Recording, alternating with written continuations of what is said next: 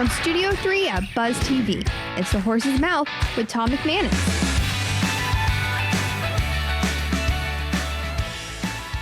All right, welcome into another edition of The Horse's Mouth here at Tommy Mac's, of course, at my bar, brought to you by our good friends at Dasher and Hot Spring Spas of Jacksonville. You get a chance to sit in my bar and tell your story, and I always love meeting the people that spend their time right here at Tommy Mac's. We got a great panel for you. Coach Campo is here, Dome Hats is here, 68 Ministries is here, and Major Harding is here as well. Let's welcome them in. Spencer Boulter, how are you from 68 Ministries? Welcome back to the show, my man. Thank you. How's it great going? to be here. You doing good? It's going amazing. You got a big fundraiser coming up, I'm told. We do, April 27th. Okay. It's, we call it the Bourbon Barbecue. Nice. And it's going to be a lot of good bourbon and a lot of good barbecue and live music and a lot of fun. Cool. And you can go to 68ministries.net for information about how you can buy tickets and attend. Remind us of 68 Ministries. What do you guys stand for, please? Yeah, 68 Ministries, we are all about making disciples and changing lives, and we do it in Costa Rica. So we have all kinds of social programs in Costa Rica, feeding centers, drug rehab, everything, children's Bible clubs, all this. And then we also focus on the churches here or the organizations here that send mission teams down and pouring into them as well and helping them give back and grow in their faith and Nothing like giving back. I'm Major. Welcome back. How are you, man? Good to see you.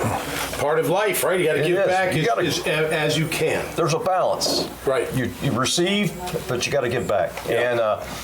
But you get more reward the more you give, and that's just the way it works. Yeah. And it's just pouring yourself out. Yeah, no doubt. What you put out there, you definitely get back though. Inside, right? Yeah. It makes you feel really good. Great to have you guys. I've been affiliated with 6-8 for 15 years or so. Nice. So, it's a good program. No doubt about that. Jeff Whitaker's here from Dome Hats. How are you, Jeff? Good, man. How are you? At first, when you walked in, I was like, man, Coach Campo need a bodyguard. What do you want?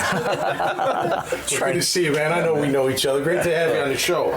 Tell us about Dome Hats, although everybody knows about Dome Hats. How'd you get started in the space? Long story short, I was living in Vail, Colorado. Okay. And just after I graduated from Florida, we played in the Peach Bowl or Chick-fil-A Bowl or whatever it was. Yeah. Devin Hester scored on us and sent us packing. And I got in the car the next day, drove to Vail, and along the way met a girl, started working in the hat business. Nice. 16 years later, we're back in Jacksonville with 3 kids, and it's been going really well. So that's the long version of it. But all about a girl. Yeah. How about that? That's a love story. Typically it is. Coming back to Jacksonville. Typically it is. That's a good one. That's like Goodwill Hunting, man. Well, all about a girl. I love it. Yeah, Yeah. We had one car, we had a baby, and we're living out near Vail. That wasn't going to work, starting up a business. So we came back here. What got you, the juices flowing with the hat business? How did you, I was coaching high school football out there. Coach Charlie Strong wrote me a recommendation letter, which I handed to the head coach, and he said, where do you want to coach? You're in. So I was 23 coaching football, and one of the dads on the teams was an end coach, was involved in some importing, and said, hey, you want to go travel around and sell some custom hats to football coaches? I said, where do I sign? So I coached ball, I bartended, I taught skiing, I caddied at a nice golf course, and I sold hats on the side. No kidding. That's what was it like playing for the Gators, man? What does that mean? Oh man, I was a walk-on warrior down there with Coach Zook. I actually went to Wake Forest as a freshman with Jim Caldwell. He got fired, and then went to Florida, and there for 3 years, loved it. I was born and raised a Gator. I was born here. Yeah. And I never forget the first day you walk in the locker room and practice jersey was hanging there with a name on it. And I said, this is surreal, brother. That's cool. This is surreal. Yeah, Zook did a good job. He doesn't get he deserves more credit than he does. I talked the guys on the radio this morning were saying Zook did a heck. Well, I don't want to talk about current coach. No, right. He did. He held his own. I think if he would have got a couple more years, he would have seen the progression, because Coach Meyer won.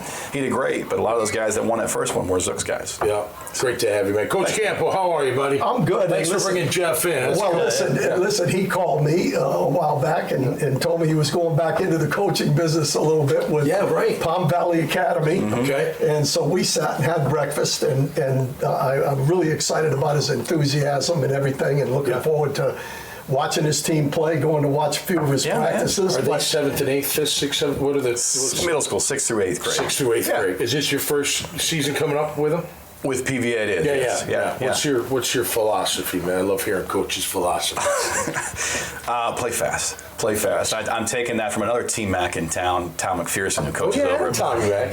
Tommy Mac. I always loved that, but what he does is he's a brilliant football mind. He is. Do a few things really, really well and do it really fast and be more prepared of those things. And then make sure those kids, when the final whistle blows, they're excited about coming back the next year. Yeah. See, that's what I got that same feeling, and it's interesting because Spencer was a football coach at Bartram Trail. Yep. Coaches have a way of being successful because of the work ethic and the same thing about playing fast and doing all those kind of things. That's how you operate. But you follow your passion. You obviously clearly have a passion for everything that you're doing. How about someone that's watching this show, Coach, that's trying to find a passion? What would you say to them?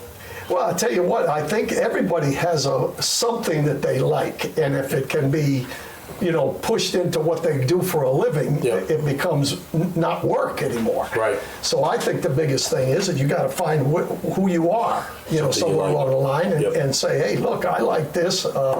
This is the direction I want to go. My son, Michael, I got 3 of them. But my son, Michael, always was in love with golf. He ended up at the PGA. Nice. So, I think you have to find what you really enjoy and make it.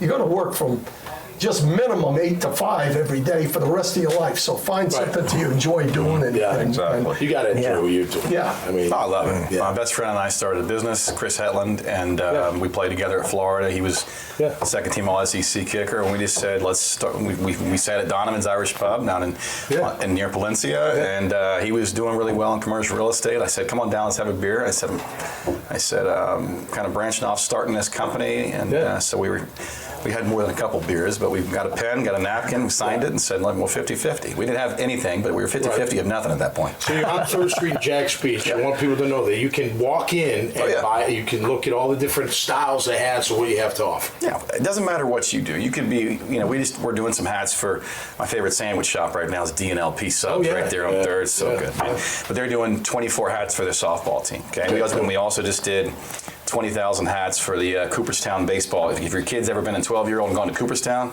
they get the same hat. We're doing those hats this year. Cool. So from a local softball team to a big company like that, and then we did 10,000 hats for Leonard Skinner, things like that. So anybody and anybody can come in, and we have some retail, but our big thing is doing custom premium quick turn stuff. That's great. Great to have you guys on the show. Really appreciate it. Major, thank you, and best of luck with your fundraiser coming up. Thank you. Man. Really appreciate that. Keep up the great work, Spencer. Always a pleasure. All right, make sure you check out their great profiles, this conversation, and hundreds of others. Just go to the dailynewsnetwork.com website and check it all out. Until next time, be safe, stay cool, and be safe out there. We'll see you right here on the Horse's Mouth. Cheers. The coach should be going to bed at night thinking about the athlete and how they're going to help that athlete improve. They shouldn't be worrying about how am I going to quantify their improvement, or am I going to have to keep up with all this information? Those things that are kind of background to the coach focusing there on the athlete. And so what Dasher does is it takes all those side things away, allowing the coach to focus then on the athlete.